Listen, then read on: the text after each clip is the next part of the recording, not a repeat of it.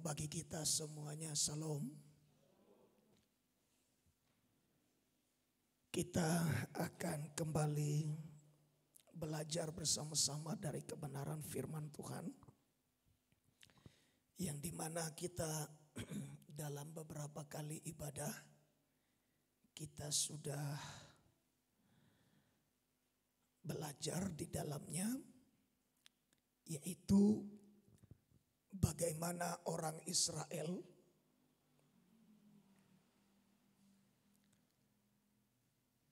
bertindak melakukan sesuatu ketika mereka berada di tengah-tengah kesulitan. Saudara, saya sudah menyampaikan kepada kita bagaimana latar belakangnya. Orang Israel di kitab Yeremia pasal yang ke-42, sehingga saudaraku, pada waktu mereka berada dalam situasi yang sangat tidak baik, sangat sulit, sangat genting, ada beberapa hal yang mereka lakukan, tetapi apa yang mereka lakukan juga sebenarnya ada nilai positifnya, tapi ternyata juga lebih banyak nilai negatifnya. Yang pertama yang mereka lakukan, kemarin saya sudah mengatakan kepada saudara bahwa ketika mereka berada dalam masa sulit, yang mereka lakukan adalah mereka datang kepada Yeremia minta didoakan. Saya sudah mengatakan bahwa doa itu memang baik, tapi tidak cukup kita hanya minta doa, tapi kita juga perlu berdoa. Mereka minta berdoa, tapi sayang mereka sudah memiliki keputusan sendiri.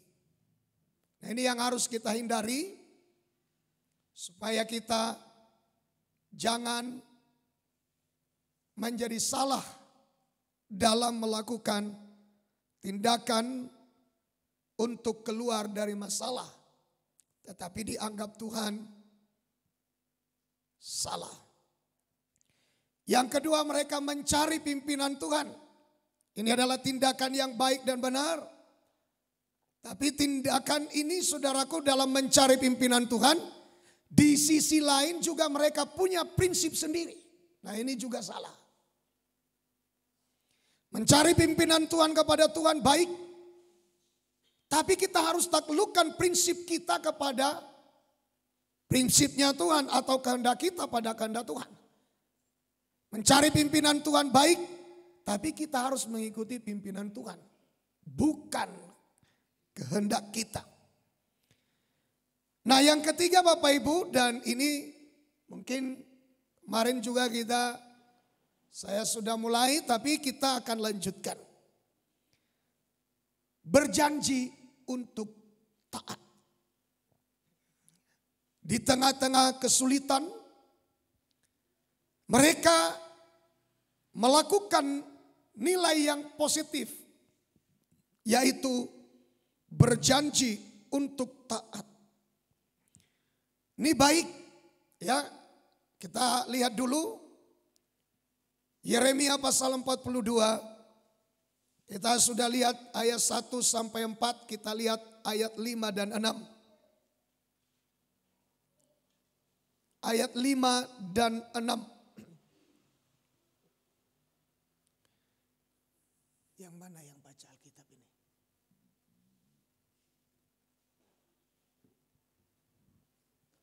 Ya, saya baca dulu.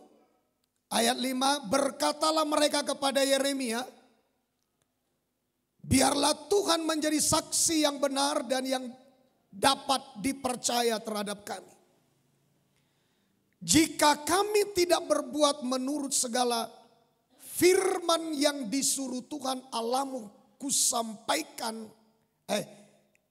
sampaikan kepada kami.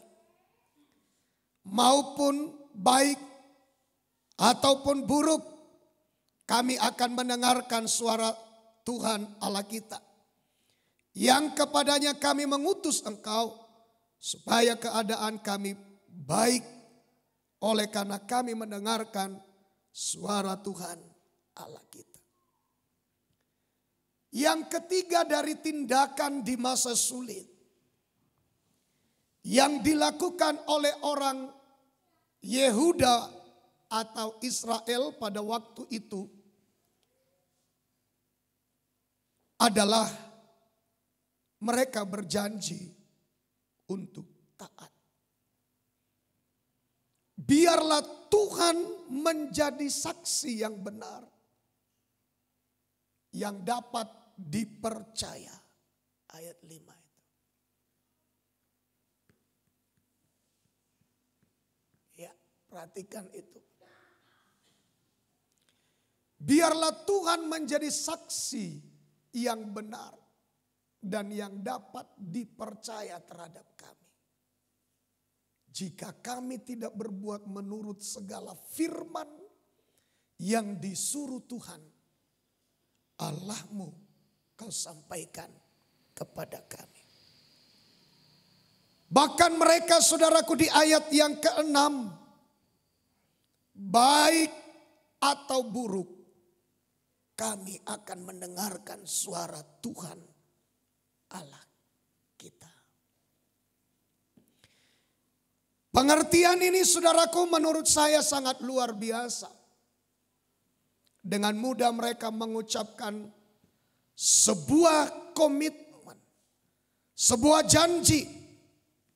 Bahkan mereka dengan berani, Tuhan sendiri yang menjadi saksi, bahwa kami akan sungguh-sungguh dengar-dengaran, taat, melakukan semua perintah yang disampaikan oleh Tuhan Allah kita melalui kamu. Maksudnya Nabi Yeremia.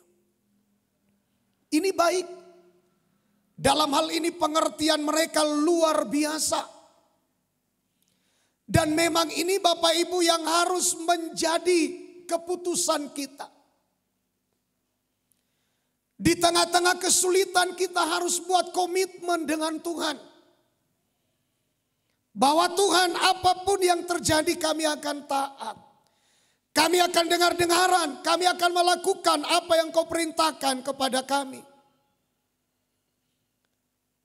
Inilah memang yang seharusnya menjadi komitmen kita, menjadi tekad kita, menjadi perjanjian kita di hadapan Tuhan, agar Tuhan mau mempercayai kita bahwa Dia akan turut serta terlibat di dalam masalah, di tengah-tengah kesulitan yang kita sedang hadapi, alami, di tengah-tengah kerumitan, di tengah-tengah kecemasan, kekhawatiran, ketakutan yang sedang kita hadapi. Inilah yang dinanti Tuhan dari setiap pribadi orang-orang yang percaya kepadanya, mau berjanji, mau berkomitmen, mau bertekad, kami akan taat. Kami mau jadi umat yang dengar-dengaran. Kami mau jadi umat yang taat. Kami mau jadi umat yang mau melakukan apa yang Tuhan perintahkan kepada kami. Bahkan baik atau tidak baik, kami akan melakukan dengan taat dan setia. Bapak Ibu, kita tidak boleh kalah dengan batu. Kita tidak boleh kalah dengan ayam. Kita tidak boleh kalah dengan keledai. Kita tidak boleh kalah dengan angin. Kita tidak boleh kalah dengan air. Yang mereka taat kepada Tuhan. Padahal kita anggap mereka benda mati yang tidak punya telinga. Tapi mereka bisa mentaati Tuhan. Masa kita nggak bisa komitmen? Apalagi adalah kita butuh pertolongan Tuhan di tengah kesulitan. Di saat-saat genting.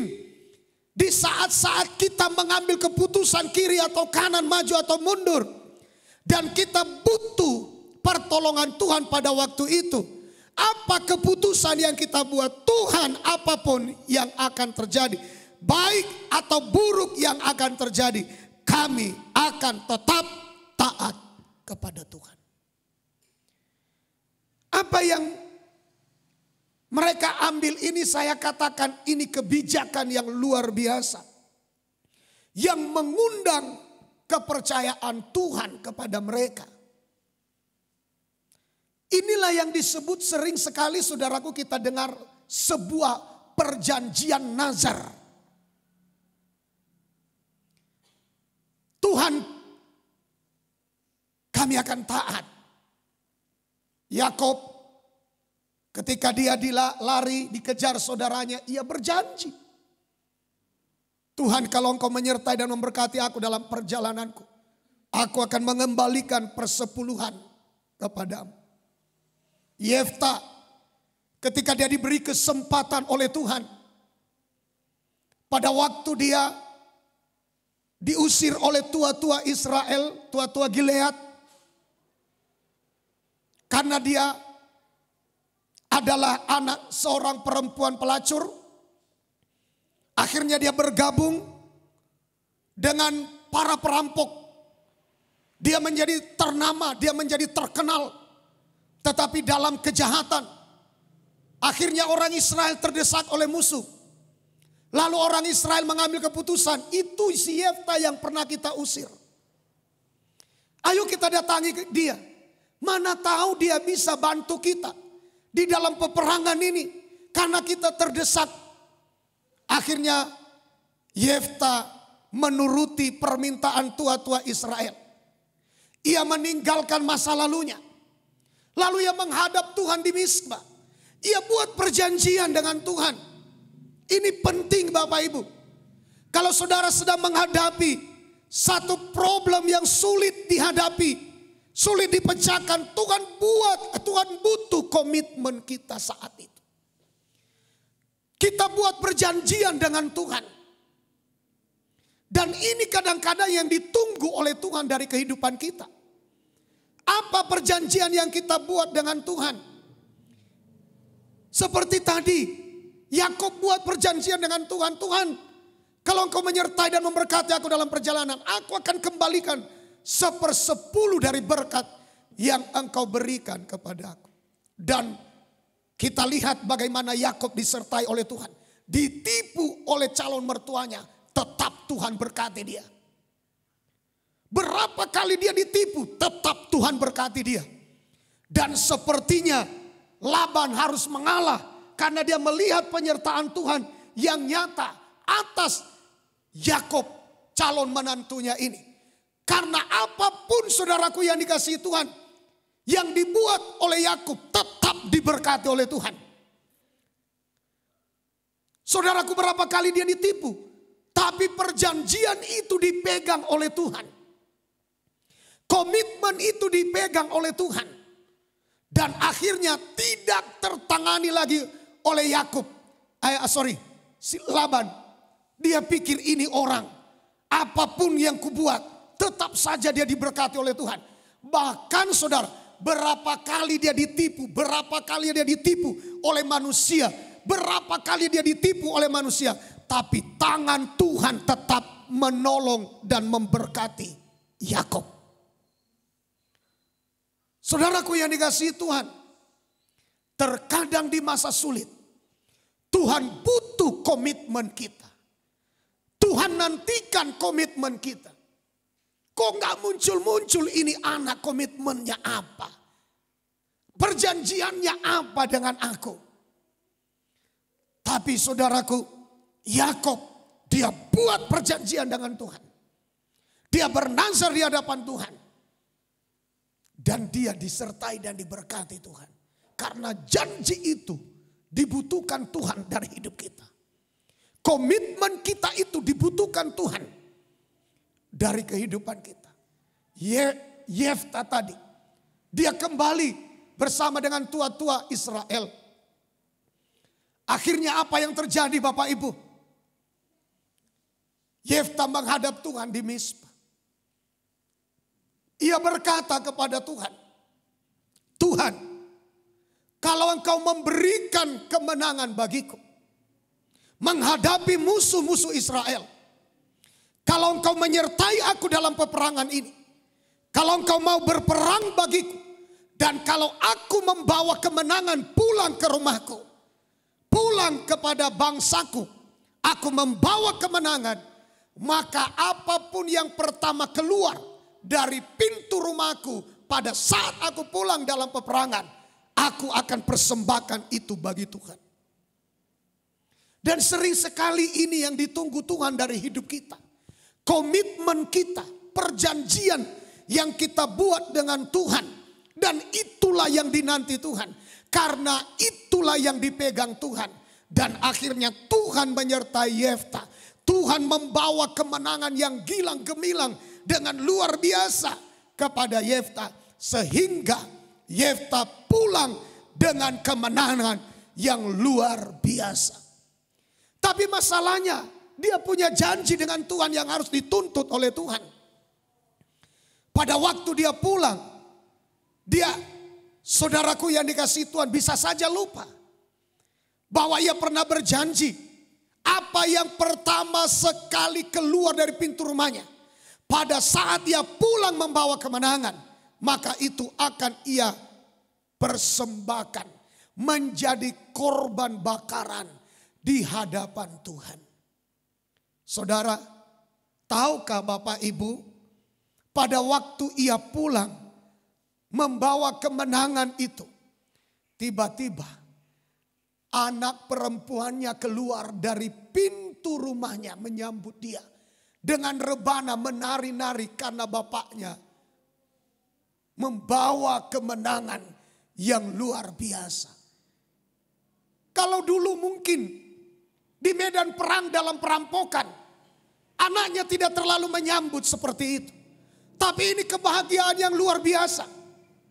Karena dia membawa kemenangan atas nama bangsa. Dan ini tentu harum, saudara. Wajarlah anaknya gembira, sukacita, bergirak.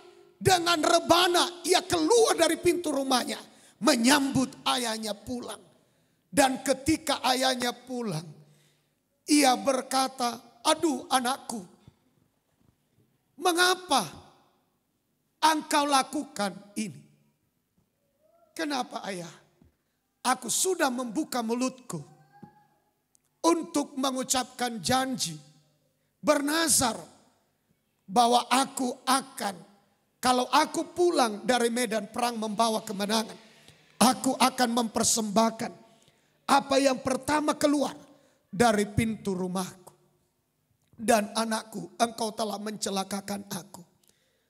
Saudara tahu apa dibilang putrinya? Ayah, apa yang telah engkau ucapkan di hadapan Tuhan, lakukanlah seperti janjimu itu. Jadi putri daripada Yefta tidak pernah mengenal laki-laki. Dalam arti tidak pernah menikah. Begitu dia mendengar itu, ia siap dipersembahkan kepada Tuhan sebagai korban bakaran. Yefta menepati janjinya.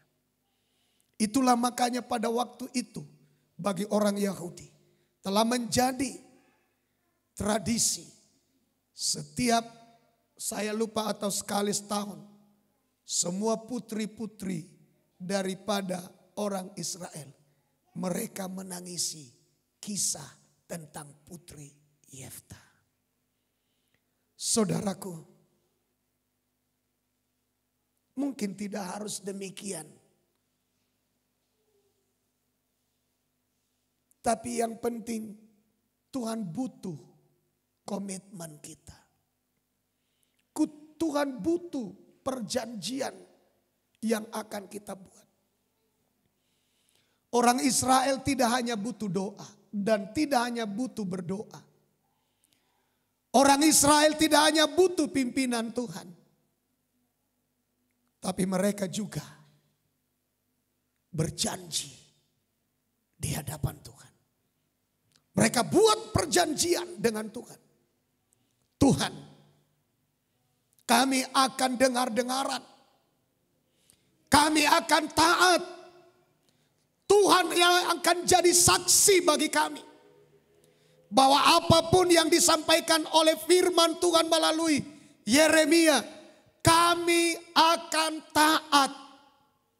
Bapak Ibu, masa-masa genting, kita juga bisa mengambil sikap seperti ini.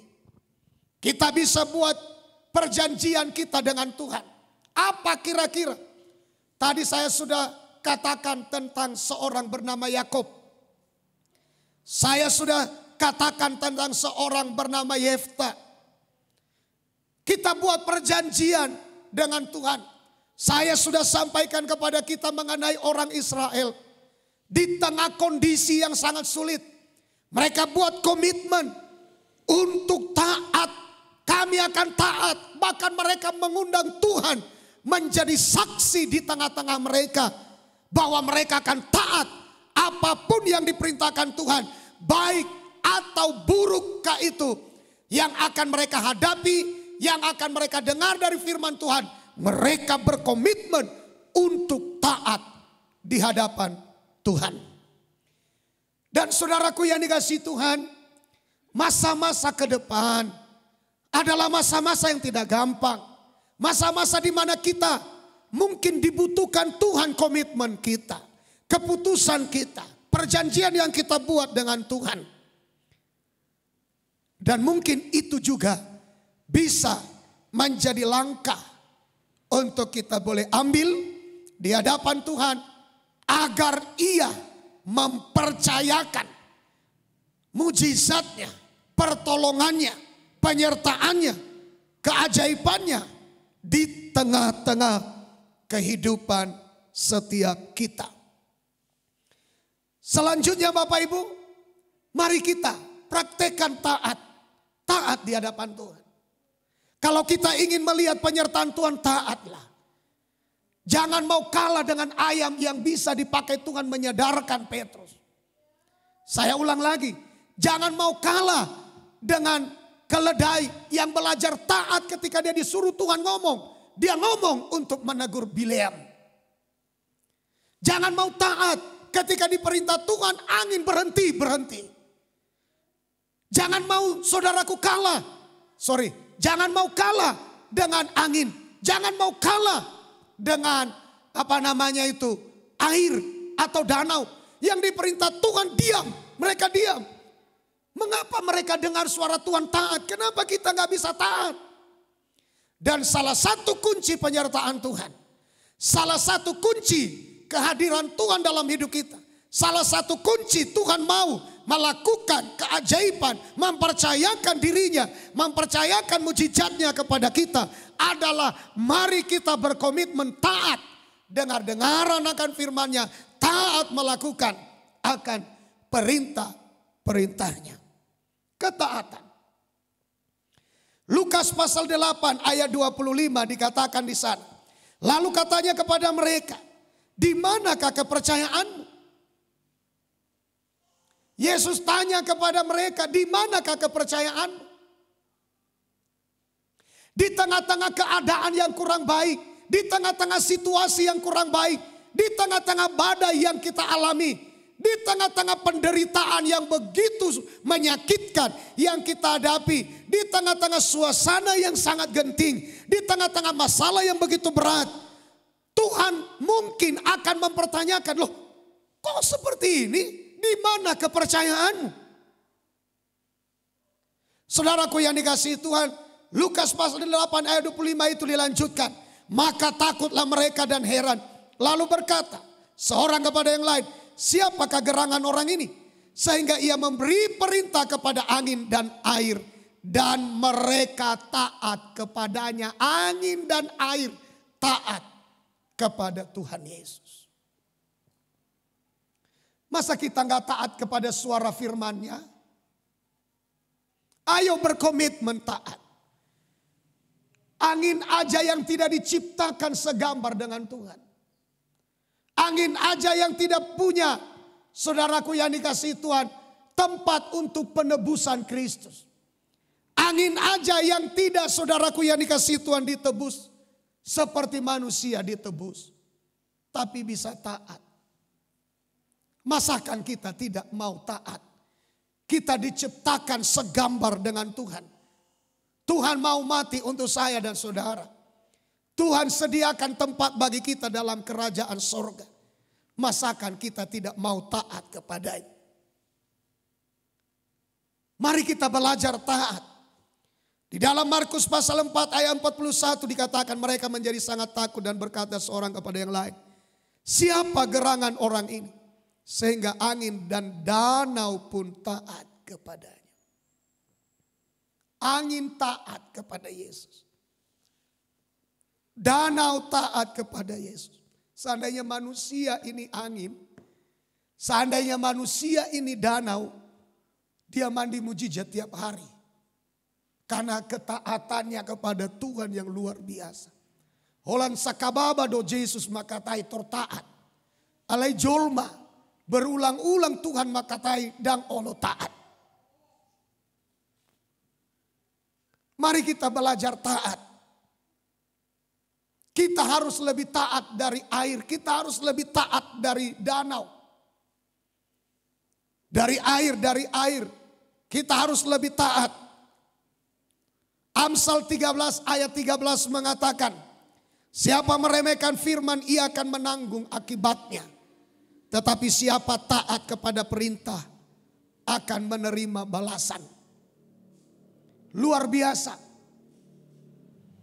Siapa taat kepada perintah akan menerima balasan. Siapa taat kepada perintah akan menerima imbalan. Kalau kita taat kepada perintah Tuhan, maka kita akan menerima balasan dari Tuhan.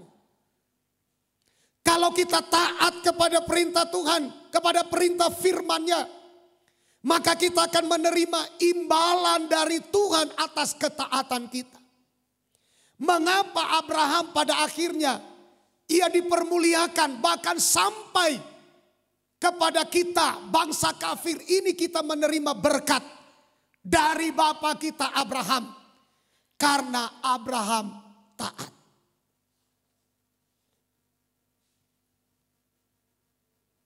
Mengapa Abraham mengalami banyak mujizat? Abraham taat. Bahkan sampai pada tingkat diperintah Tuhan, bawa anakmu itu yang satu-satunya itu ke gunung yang akan kutunjukkan kepadamu. Bawalah dia sebagai korban bakaran. Abraham taat. Dengan teganya Abraham yang mau mempersembahkan anaknya jadi korban bakaran di hadapan Tuhan. Dengan teganya dia suruh anaknya yang mau dikorbankan itu memikul kayu bakar. Itulah gambaran Yesus yang memikul salibnya sendiri. Menjadi korban bagi kita di atas kayu salib. Saudara, karena ketaatan Abraham lah, akhirnya Tuhan lihat hatinya yang paling dalam. Begitu ia angkat pisau, ia pegang leher anaknya untuk disembelih jadi korban bakaran. Dung saya itu tumbang. Tuhan berfirman, Abraham, Abraham, jangan kau apa-apakan anakmu itu. Telah kulihat hatimu sekarang. Saudara, sering sekali Tuhan lihat hati kita tidak taat.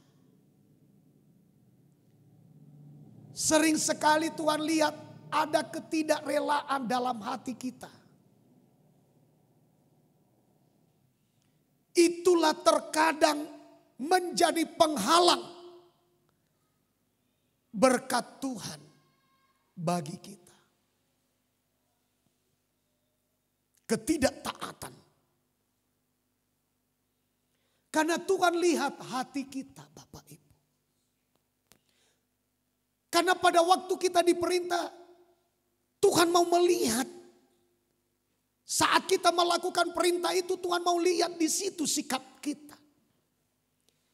Tuhan mau melihat di situ hati kita. Dari situ dia mau lihat mengapa kadang-kadang ada perintah. Karena Tuhan mau lihat di dalam melakukan perintah itu, dia mau lihat sikap kita. Dia mau melihat situasi hati kita. Apakah kita dengan senang melakukannya? Apakah kita dengan bahagia melakukannya?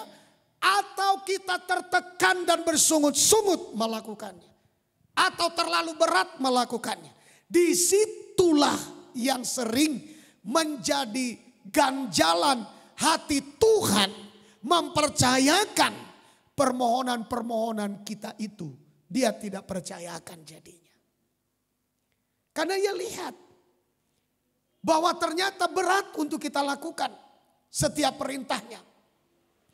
Tapi hari ini Bapak Ibu, lewat apa yang dialami Israel ini, ketika mereka mengalami masa-masa genting dalam hidup mereka, saat semua kacau, keadaan kacau, mereka terancam, mereka buat keputusan lari ke Mesir. Mereka datang kepada Yeremia minta doa agar Tuhan merestui perjalanan mereka pulang pergi ke Mesir untuk berlindung di Mesir. Saudara, membuat keputusan sendiri itu yang salah. Tapi doa tidak salah. Minta pimpinan Tuhan tidak salah. Berkomitmen untuk taat buat perjanjian tidak salah.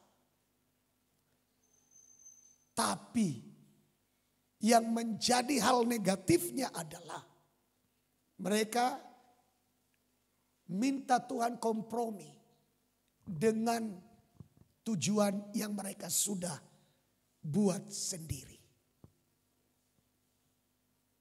Nah, itu yang tidak direstui Tuhan. Kalau saudara mau minta tolong sama Tuhan, tunggu dulu sampai datang keputusan Tuhan. Bukan buat keputusan dulu, baru minta Tuhan restui keputusan kami ini. Itu namanya mengajak Tuhan kompromi dengan kita. Bukan kita kompromi dengan Tuhan. Itu beda ya, supaya kita ngerti. Jadi ada upah bagi orang taat di hadapan Tuhan. Siapa taat kepada perintah akan menerima balasan. Yesaya 56 ayat 1 beginilah firman Tuhan. Taatilah hukum, tegakkanlah keadilan, sebab sebentar lagi akan datang keselamatan yang daripadaku dan keadilanku akan dinyatakan. Apa untungnya bagi kita ayat ini? Ayat ini saudaraku, taatilah hukum, maka sebentar lagi akan datang keselamatan yang daripadaku. Jadi sekalipun ada ancaman berada di tengah-tengah bahaya maut, taatilah aturan Tuhan, taatilah hukum Tuhan, maka sebentar lagi akan datang keselamatan daripadaku, firman Tuhan. Jadi ketaatan itu memberikan kita, saudaraku, upah. Ketaatan itu memberikan kita jaminan kepastian keselamatan. Katakan amin. Haleluya. Mari kita belajar taat. Taat ini sangat berkenan di hati Tuhan. Taat ini sangat disukai oleh Tuhan. Taat ini sangat menyenangkan di hati Tuhan. Taat ini sangat mengundang kegembiraan di hati Tuhan melihat kita anak-anaknya dengan sukacita girang dan begitu bahagia dan taat melakukan perintah-perintahnya. Sama seperti anak-anak tidak taat itu Walaupun orang tuanya senyum, itu karena dia ingin membahagiakan anaknya. Tapi dalam hatinya menangis. Anaknya tidak taat. Anaknya tidak sopan. Anaknya tidak hormat kepada orang tuanya. Coba saudaraku, siapa yang bahagia melihat anaknya tidak sopan? Siapa yang bahagia orang tua melihat anaknya tidak taat, tidak hormat? Tapi anaknya, saudaraku, banyak kekurangan. Anaknya Bapak Ibu banyak yang mungkin tidak baik dalam dirinya. Tapi kalau dia lihat anaknya taat sama orang tua, nurut sama orang tua, anaknya bahagia. Mungkin anaknya tidak ada yang bisa dia beri sama orang tuanya. Tapi dia lihat anaknya taat sama orang tuanya. Itu kebahagiaan dan pemberian yang luar biasa, tidak ada taranya. Itu yang diharapkan Tuhan dari hidup kita. Itu yang dinantikan Tuhan dari hidup kita. Kita tidak bisa buat banyak. Karena memang Tuhan juga tahu keterbatasan kita. Karena dari Dia kau sumber kita. Tapi melihat ketaatan kita, Ia sangat bergirang, Ia sangat bahagia, Ia sangat senang melihat kita anak-anaknya menjadi anak-anak yang taat di hadapannya. Kepada anak-anaknya yang taat, Ia mempercayakan lebih banyak. Kepada anak-anaknya yang taat, Ia menjanjikan upah. Kepada anak-anaknya yang taat, Ia menjanjikan keselamatan di tengah-tengah bayangan-bayangan maut. Bahkan di tengah-tengah cengkraman COVID-19 ini, maut menjalar di mana-mana. Inilah yang disebut, saudaraku, penyakit sampar yang terbang di waktu malam. Yang hinggap di rumah-rumah tanpa diketahui, tiba-tiba ada kematian yang mendadak. Begitu banyak di seluruh dunia orang bermatian saat ini sebelum mengenal Yesus. Saya yakin hati Tuhan sedih. Karena Alkitab mengatakan bahwa Tuhan tidak menginginkan satu jiwa pun binasa. Ini bukan harapan Tuhan. Ini bukan keinginan Tuhan.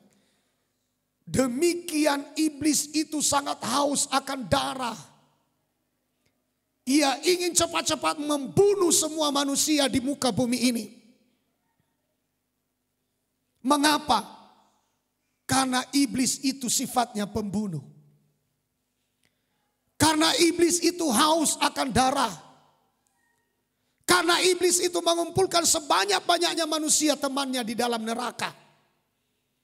Karena iblis itu sudah tahu waktunya sangat singkat. Itu makanya ia kerja keras. Mempercepat membunuh manusia sebanyak-banyaknya. Karena ia tahu waktunya sudah sangat singkat. Anehnya manusia tidak sadar akan waktu yang singkat ini. Untuk memenangkan lebih banyak jiwa. Untuk berdoa lebih banyak sungguh-sungguh di hadapan Tuhan. Agar Indonesia boleh cepat berbalik. Menerima keselamatan daripada Tuhan. Dan terhindar dari kematian yang sia-sia. Sebelum menerima keselamatan mereka sudah bermatian. Saudaraku, iblis sadar akan waktu yang singkat. Masalahnya orang percaya gak sadar akan waktu yang singkat. Untuk menggunakan waktu yang singkat. Iblis ini sadar sekali, dia kerja lembur. Dia gak kenal lelah, dia terus memburu seluruh dunia. Agar jiwa-jiwa bermatian jadi korban, mati sebelum mengenal juru selamat. Sebelum diselamatkan. Korban berjatuhan tiap hari. Bukan hanya di bangsa ini. Di seluruh dunia. Mari kita bangkit. Mari kita berdiri di hadapan Tuhan. Mari kita jadi juru syafaat seperti Abraham. Tuhan, apakah Engkau mau membinasakan semua orang benar dengan orang berdosa di Sodom itu? Ini bukan sifatmu Tuhan, ini enggak benar ini. Ini bukan karaktermu Tuhan. Masa engkau mau bunuh orang benar bersama dengan orang berdosa? Ini bukan sifat Tuhan. Lalu Tuhan bilang, lalu Abraham bilang, Tuhan, kalau ada 50 orang benar di Sodom, apakah engkau mau bunuh orang benar yang 50 itu bersama dengan orang berdosa? Tuhan bilang, tidak Abraham. Kalau aku menemukan 50 orang benar di Sodom, aku tidak akan hancurkan Sodom. Namanya juga nama ngido dangi. Bohama asa berbelas kasihan Tuhan tu Sodomon. Mengapa sangat Tuhan sangat ingin Abraham jangan dihancurkan Sodom. Eibo tu ibana isi apa namanya? Ada anak saudaranya yang bernama Lot dan istrinya. Selain daripada itu Abraham juga sebagai pendoa syafaat, ia ingin orang lain diselamatkan. Itulah hati pendoa syafaat itu. Dia membebani orang lain. Itulah hati Tuhan itu. Kalau engkau ingin mengenal hati Tuhan, itu ada di para pendoa syafaat.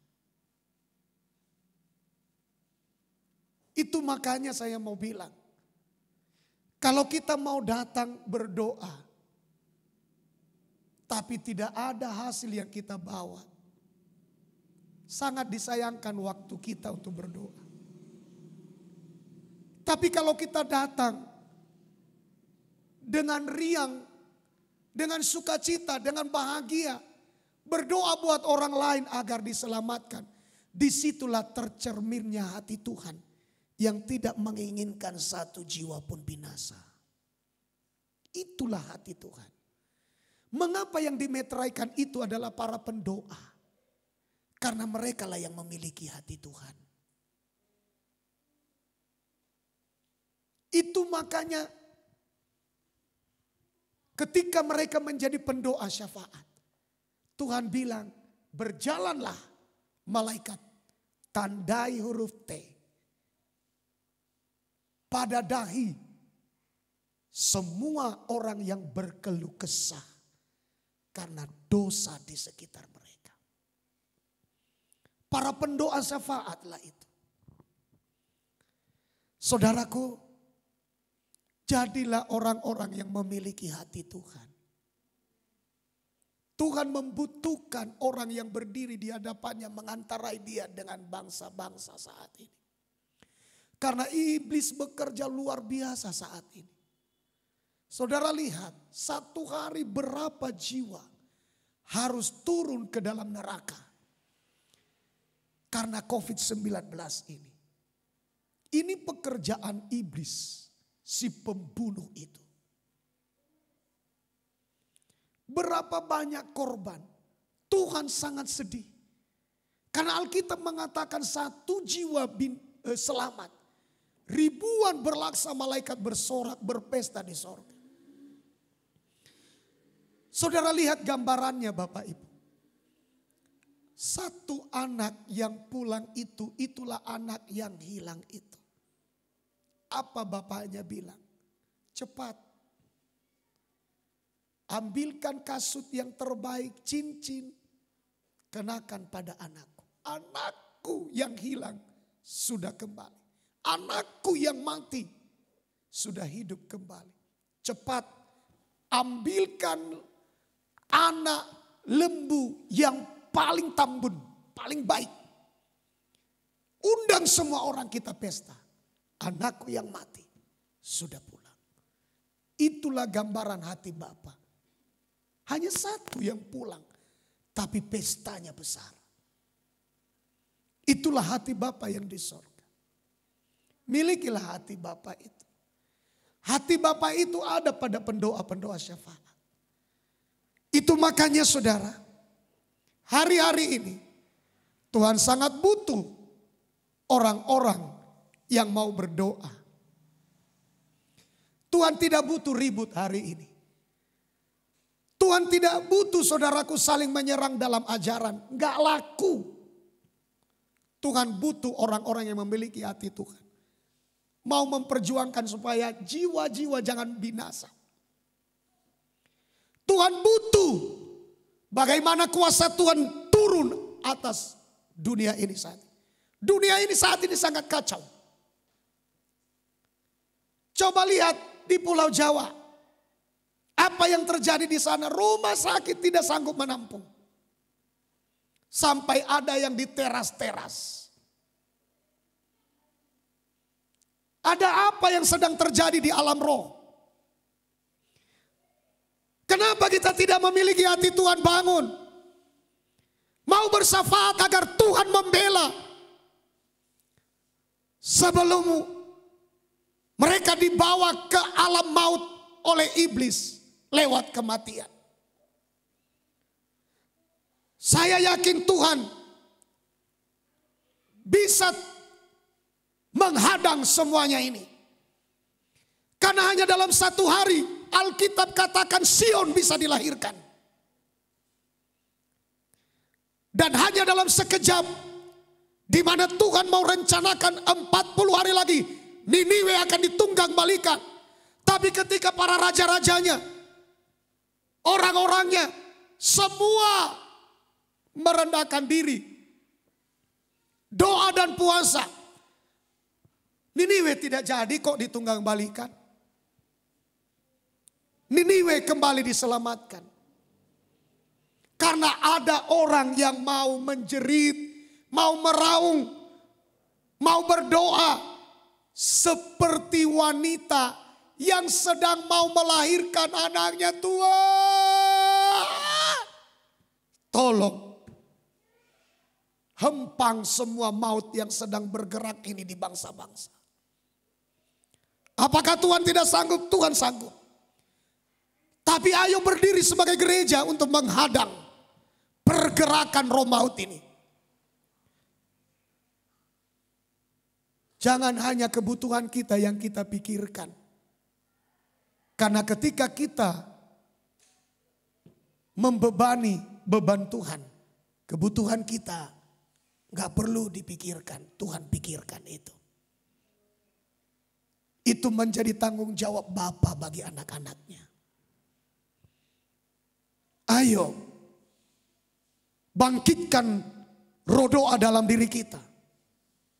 Ayo bangkitkan api doa dalam diri kita. Ayo bangkitkan belas kasihan Tuhan di dalam hati kita lewat doa. Ayo kita meraung. Ayo kita menjerit di hadapan Tuhan. Karena orang yang taat pasti akan menerima upah. Karena orang yang taat pasti akan segera datang keselamatan yang daripada Tuhan. Terutama dia doa buat orang lain, tapi dia duluan yang diselamatkan. Katakan amin. Haleluya. Amin. Dia doa buat bangsa, tapi dia dulu yang ditolong. Dia dulu yang diselamatkan. Kenapa? Karena Tuhan menolong orang sana, karena orang ini yang berdoa ini. Maka orang ini tidak bisa dilupakan oleh Tuhan. Orang ini pasti akan ditolong lebih dulu oleh Tuhan. Haleluya. Itu makanya saya bilang kalau kita ingin melihat hati Tuhan itu ada di hati para pendoa syafaat. Saudaraku yang dikasihi Tuhan, para pendoa syafaat itu adalah orang-orang yang memiliki hati yang luar biasa di hadapan Tuhan. Itu makanya saya bilang, jangan datang begitu nyampe tetapi ngantuk tidur. Lalu kita mau menyampaikan apa dalam doa kita? Begitu juga ibadah. Jangan datang lalu tidur. Kita mau ngambil apa? Kita mau dapatkan apa? Harus buat komitmen, sungguh-sungguh beribadah. Sungguh-sungguh berdoa. Sungguh-sungguh menyembah Tuhan. Karena Tuhan memberi upah bagi orang yang sungguh-sungguh mencari Dia. Tuhan memberi upah bagi orang yang taat. Tuhan memberi upah keselamatan bagi orang-orang yang taat. Katakan amin. Silakan dibacakan dulu mulai. Asa adongjo. Silakan. Ya. Yesaya 56 ayat 1. Ya. Beginilah firman Tuhan. Ya. Taatilah hukum dan tegakkanlah keadilan. Terus. Sebab sebentar lagi akan datang keselamatan yang daripadaku. Coba perhatikan. Taatilah hukum, sebentar lagi keselamatan akan datang. Artinya Bapak Ibu, dengan kalau tidak taat berarti keselamatan tidak akan datang. Tapi kalau taat keselamatan akan datang, katakan amin. Bahkan Tuhan berkata tidak lama lagi, sebentar lagi. Haleluya, pertolongan akan datang kepada kita, keselamatan akan datang kepada kita. Berkat Tuhan akan datang kepada kita. Sebentar lagi lihatlah jalan-jalan akan terbuka bagi kita. Karena campur tangan Tuhan atas setiap kehidupan kita. Haleluya. Katakan amin. Tuhan itu baik. Dia bukan manusia yang ingkar pada janji. Dia adalah Tuhan. Tuhan Yesus memberi contoh kepada kita bagaimana melawan iblis itu. Caranya adalah dengan ingat pada apa yang tertulis. Yesus lapar. Setelah dia puasa 40 hari 40 malam. Lalu iblis datang menggoda. Dia kan udah lapar. Tapi kau anak Tuhan. Harusnya kan kau bisa buat batu ini jadi roti. Yesus bilang apa? Ada. Itu dia. Melawan iblis itu begitu. Ada tertulis. Manusia tidak hanya hidup dari roti saja. Tapi manusia juga bisa hidup dari setiap firman yang keluar dari mulut Allah. Itu Bapak Ibu. Jadi ucapkan yang tertulis. Kenapa? Karena yang tertulis itu tidak bisa dibatalkan. Bahkan Tuhan pun gak bisa batalkan itu. Apalagi iblis. Dia gak bisa batalkan itu. Haleluya. Ucapkan. Ada tertulis. Tubuhku adalah bait Roh Kudus. Bukan bait penyakit. Bukan bait kutuk. Bukan bait kemiskinan. Bait Roh Kudus. Bayangkan kalau Roh Kudus ada di dalam tempatnya Tuhan Roh Kudus. Apa gak ada mujizat? Pasti ada. Ini rumahnya kok, ucapkan. Ada tertulis, iblis ada tertulis tubuhku adalah bait Roh Kudus. Klaim itu janji. Bahwa tubuh kita adalah bait Roh Kudus. Yesus bilang begini. Kalau engkau mau masuk ke dalam rumah. Supaya engkau bisa ambil apapun yang ada di dalam. Ikat dulu orang kuatnya. Begitu juga kita. Kalau saudara mau dapatkan berkat-berkat daripada Tuhan. Di dalam kota ini. Ikat dulu orang kuatnya. Baru kita bisa bebas ambil. Coba orang kuatnya masih liar. Saudara mau ambil es. Awas tanganmu. Begitu kan? Iya. Iya iblis. Iya. Dia tahu pasu-pasu. Ya. Tapi coba ikat orang kuatnya.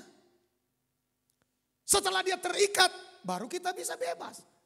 Bahkan bisa kita bilang sama dia, mampus kau iblis, ku ambil semua. Ya kan? Karena orang kuatnya sudah terikat. Tapi pastikan dulu tubuh kita bait Roh Kudus. Dari dalam ini ada kuasa yang keluar ketika kita berucap. Apapun yang kita ikat termeterai di sorga. Itu makanya kita bilang ada tertulis. Apa yang ku ikat di bumi terikat di sorga. Termeterai di sorga. Itu dimeteraikan langsung di sorga. Bagaimana cara kita mengikatnya? Jangan ambil tali. Ini si polisi. Pak masuk tuh botol. Ini si polisi. Pak masuk tuh termos. Saya tak belenggui bana sih tetap pencarahun. Bukan. Cara kita mengikat dalam doa. Di dalam nama Yesus. Orang kuat yang menghalangi berkat bagiku. Orang kuat yang menghalangi berkat di tokoku. Orang kuat yang menghalangi berkat di pekerjaanku. Di dalam nama Yesus. Aku Makanya bilang ada tertulis, apa yang kau ikat di bumi ikat. Artinya apa? Apa yang kau ikat di bumi terikat di sorga, artinya apa? Apa yang kau ikat di bumi dimeteraikan di sorga. Atau disahkan di sorga. Tapi pastikan dulu yang mengikat itu adalah tubuhnya baik Roh Kudus.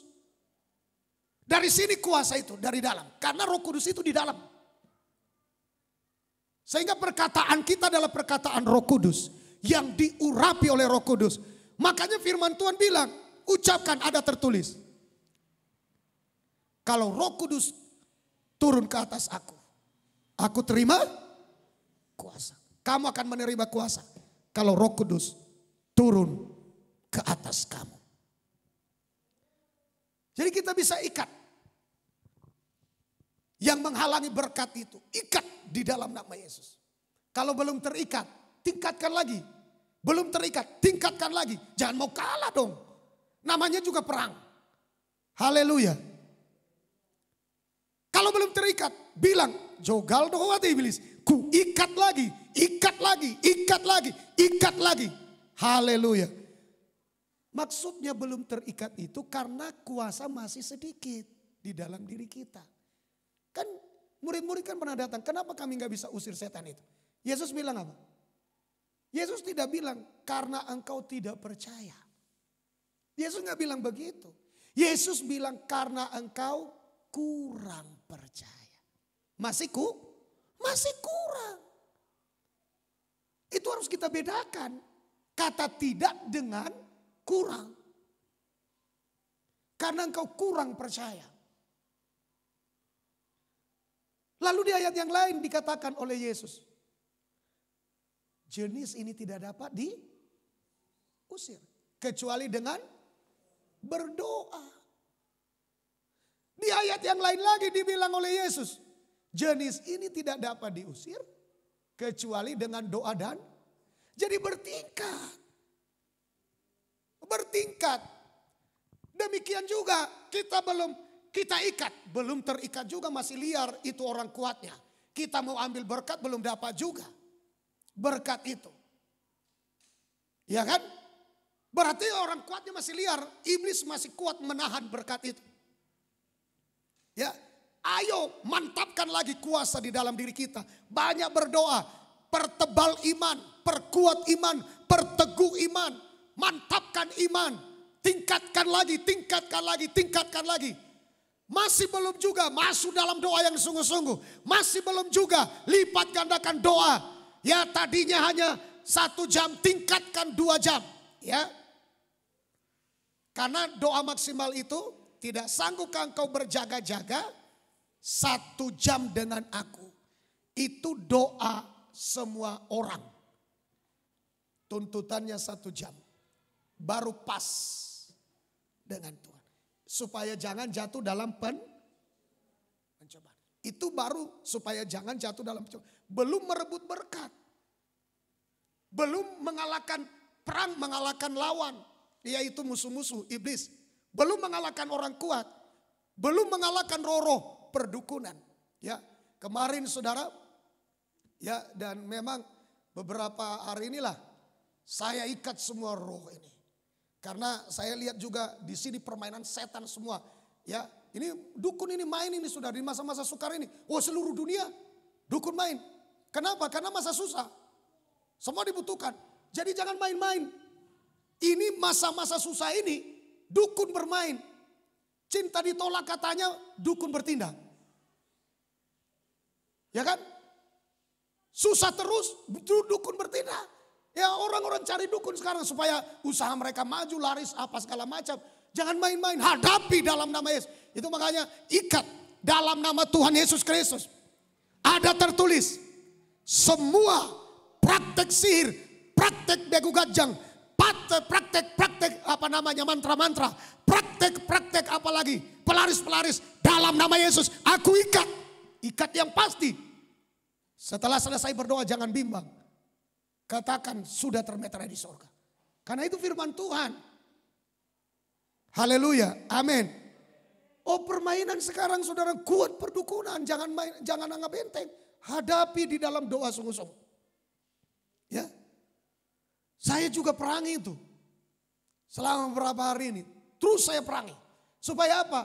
Supaya itu dipatahkan anak-anak Tuhan jangan sampai justru anak-anak Tuhan yang kolaps, jangan. Ya. Semua praktek kuasa gelap harus diikat. Setelah diikat, ya, usir dia. Loh, bagaimana diusir, Pak? Sudah terikat, suibotu marlojo. Enggak usah pikirkan itu.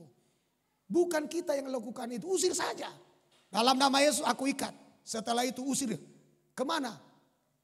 Jadi baru-baru ini saya diberikan Tuhan, saudaraku yang dikasih Tuhan, hikmat. Ngusirnya kemana? Bilang begini, aku buang kau, usir di tempat yang tidak dihuni oleh manusia. Pergi suruh dia ke sana. Haleluya. Kalau dia toh pindah ke kota lain kan susah juga manusia lain. Ya, suruh dia pergi. Yang melakukannya siapa? Bukan kita. Makanya jangan pakai logika dalam melawan roh. Yang melakukannya itu pasukan malaikat surga.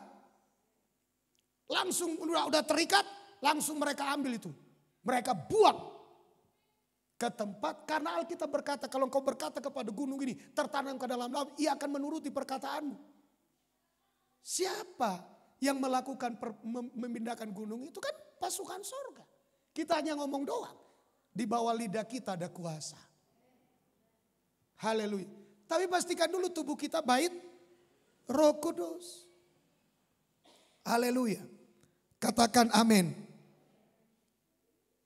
Ini jam kita benar enggak ya?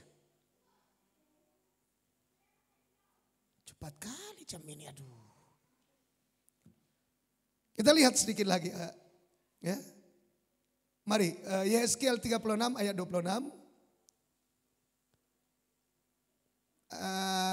Saya lewati saja Bapak Ibu. Waktu kita kayaknya nih, kita beralih saja. Ketaatan ini harus, ya, kita lihat rahasia kunci ketaatan Yesus. Filipi 2 ayat yang ke-8 bisa dikeluarkan. Filipi 2 ayat yang ke-8. Haleluya. Ya, silakan dibacakan bulain. Ini di sini aja. Ya. Filipi 2 ayat yang 8. Ya. Dan dalam keadaan sebagai manusia, ya, ia telah merendahkan dirinya dan taat sampai mati, bahkan sampai mati di kayu salib. Nah, Yesus saudaraku yang dikasihi Tuhan, pada waktu dia ada dalam tubuh daging, tubuh manusia, ia memberikan kita saudaraku satu keteladanan. Ia mengajarkan kepada kita bagaimana menghadirkan berkat, perkenanan di hadapan Bapa, supaya kita berkenan di hadapan Bapa, supaya kita doanya berkenan di hadapan Bapa, supaya ketika kita datang kepada Bapa, Bapa senang, Bapa bahagia, Bapa bergembira melihat kita datang ke hadapannya. Ia memberikan kita satu keteladanan bagaimana caranya melakukan hal itu. Dikatakan di sini saudaraku, dan dalam keadaan sebagai manusia ia telah merendahkan diri, taat sampai mati. Jadi ketaatan ini adalah rahasia menyenangkan hati Bapa. Itu makanya saudara, orang Israel tadi, orang Yehuda tadi, mereka berkomitmen bahkan Tuhan jadi saksi bagi kami. Kami mau taat. Dan Yesus saudaraku yang dikasihi Tuhan, sebenarnya untuk apa dia belajar taat? Tapi dia memberikan kita contoh. Dia memberikan kita keteladanan. Dia mengajar kita lewat cara, sikap, cara hidup. Ia ajar kita, nah bagaimana caranya mendapatkan perkenanan Bapa? Taatlah. Ini contohnya, taat. Mari kita lihat bahwa ini mendatangkan berkat. Ketaatan mendatangkan berkat. Ayat 9, silakan Bu Lain agak cepat. Ayat 9. Ya. Itulah sebabnya Allah sangat meninggikan dia. Nah, perhatikan itu. Ketika dia taat, maka Allah sangat meninggikan dia. Ini berkat yang mengangkat bukan orang di sekeliling kita. Yang mengangkat adalah Bapa, Tuhan. Tapi gimana caranya Bapa mengangkat? Gimana caranya Bapa mendengar doa kita? Gimana caranya Bapa mengangkat tinggi anak-anaknya? Rahasianya taat. Yesus taat. Jadi mengapa Yesus taat? Mengapa ada ayat 9? Karena ada ayat 8. Jadi ayat 9 itu adalah akibat dari ayat 8. Mengapa ada saudaraku peninggian? Karena ada ketaatan. Ya. Dan lanjut mulai terus. Dan mengaruniakan kepadanya nama di atas segala nama. Terus. Supaya dalam nama Yesus bertekuk lutut segala yang ada di langit dan yang ada di atas bumi dan yang ada di bawah bumi. Terus. Dan segala lidah mengaku Yesus Kristus adalah Tuhan bagi kemuliaan Allah Bapa. Nah, luar biasa. Mengapa berkat ini luar biasa diterima Yesus? Dia diangkat tinggi. Yang kedua, semua lutut bertelut menyembah dia. Semua lidah mengaku. Ini tidak muncul loh Bapak Ibu. Dengan sendirinya sebelum ada ayat 8. Ketaatan. Yesus sedang memberikan kita sebuah pelajaran penting. Bagaimana kita mendapatkan perkenanan di hadapan Bapa adalah melalui ketaatan. Sekarang mari kita belajar dari Tuhan Yesus dalam hal ketaatan ini. Caranya bagaimana? Kunci Yesus taat adalah, mari ya, bagaimana kita mampu taat? Bagaimana kita mampu taat? Yang pertama, mari tulis dengan baik. Yang pertama adalah dengan tidak mempertahankan harga diri. Itu yang pertama, ayat 6. Agak cepat sedikit. Filipi 2 ayat 6. Dari belakang agak cepat sedikit waktu kita ini. Ya. Yang walaupun dalam rupa Allah tidak menganggap kesetaraan dengan Allah itu sebagai milik yang harus dipertahankan. Ya, ini dia. Yang pertama adalah ini menjadi kunci. Kunci Yesus merendahkan diri adalah tidak mempertahankan harga diri. Ya. Tidak mempertahankan wibawa. Dia memiliki rupa Allah. Dia setara dengan Allah. Tapi dia tidak mempertahankan semua nilai-nilai itu. Bahkan dikatakan ia menganggap kesetaraan dengan Allah itu bukan milik yang harus dipertahankan. Yang membuat kita sulit taat adalah ketika kita mempertahankan nilai-nilai harga diri kita. Itu yang menyebabkan kita sulit taat. Nah, itu dia. Ya. Yang kedua saudara, ya. Kunci Yesus merendahkan diri yang kedua adalah ada pada ayat yang ke-7. Silakan dilanjut. Ayat yang ke-7, ya. Melainkan telah mengosongkan dirinya sendiri. Yang kedua adalah dengan mengosongkan diri. Kosongkan diri. Kalau kita tidak mengosongkan diri, kebesaran kita di situ, kehebatan kita di situ, nama besar kita di situ, pangkat kita di situ, jabatan kita di situ, harga diri kita di situ, maka itu berarti belum kosong. Nah, masa itulah saudaraku, apa? Kenapa dia kosong? Dia kosong dari kealahan. Dia kosong dari raja segala raja. Dia kosong dari rupa Allah. Dia kosong dari wibawanya yang datang dari sorga. Ketika dia kosong itulah maka dia bisa taat. Kalau dia tidak kosongkan dirinya, apa aku Allah kok? Tapi makanya dia tidak menganggap itu sebagai milik yang harus dipertahankan. Artinya dia memberikan kita pelajaran supaya kita belajar merendahkan diri dan taat. Maka yang pertama adalah jangan pertahankan wibawa harga diri. Kosongkan diri. Yang ketiga, coba kita lihat. Yang ketiga, kunci Yesus merendahkan diri yang ketiga adalah ayat 8. Ayat 8. Ya. Dan dalam keadaan sebagai manusia. Ya, yang ketiga mau jadi manusia. Kalau untuk kita saudaraku, mau apa adanya yang diizinkan Tuhan. Ya. Gak usah ini udah ngoloh. Lah kalau Tuhan izinkan seperti itu mau. Supaya kita bisa taat. Kalau kita tidak mau gak bisa kita taat. Yesus mau jadi manusia. Bagi kita, kita harus mau seperti yang diinginkan Tuhan. Yang diperintahkan Tuhan. Yang diizinkan Tuhan. Katakan amin. Haleluya. Amin. Supaya kita bisa taat. Nah kalau kita mau Tuhan. Kalau memang itu adalah kehendak-Mu, udah aku mau Tuhan. Itu namanya taat. Haleluya. Katakan amin. Kunci Yesus merendahkan diri. Yang keempat adalah kita lihat ayat 8. Dan dalam keadaan sebagai manusia, ia telah merendahkan dirinya dan taat sampai mati, bahkan sampai mati di kayu salib. Siap mati.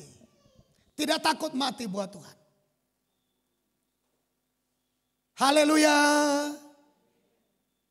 Tidak takut berkorban buat Tuhan darah dan nyawa. Nah ini baru kita bisa taat. Sama seperti Abraham itu. Suruh kasih anaknya, dikasih anaknya. Tapi bukan berarti Tuhan akan membiarkan kita, enggak kok. Tuhan akan tolong kita.